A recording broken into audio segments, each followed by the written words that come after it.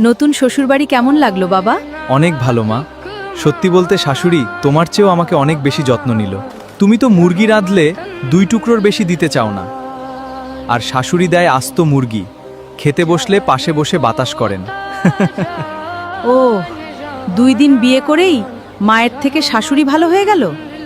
ঠিক আছে, তাহলে এক কাজ কর বাবা, তুই আজ আবার শ্বশুরবাড়ি চলে যা। ঠিক 1 মাস পর পর বাড়ি ফিরবি, এর একদিন আগেও না। তাহলে তো খুব ভালো হয় মা। ঠিক আছে, তাহলে যাচ্ছি, আর 1 মাস পর আসছি।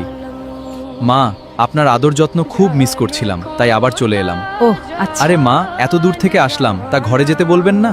হ্যাঁ হ্যাঁ, যাও যাও, ঘরে যাও। 3 দিন ধরে কলিজা ভরে খাওয়ালাম, আবার চলে আসলো।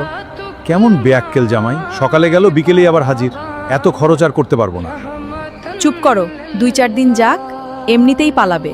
নিজের মায়ের কাছে আমি সারা জীবন থাকলেও সে কখনো আমাকে বোঝা মনে করবে না, আর এরা 3 দিনেই বিরক্ত হয়ে গেছে। বাবা, তোমার শ্বশুর তো ঢাকা গেছে, গরুগুলো তো না খেয়ে মাঠে গিয়ে গরুর জন্য একটু ঘাস কেটে আনতে পারবে বাবা? শাশুড়ি মা, আমি যাব গরুর ঘাস আনতে, এটা কোনো কথা? 7 দিন ধরে তো এসে বসেই আছো, একটু ঘাস কেটে আনলে তোমার সাথে গরুগুলোও তো একটু খেতে পারবে। কি রে, 7 দিন যেতে পারলি না, চলে এলি যে? মা, আমাকে মাফ করে দাও। পৃথিবীতে মায়ের মতো আপন আর কেউ হতে পারে না।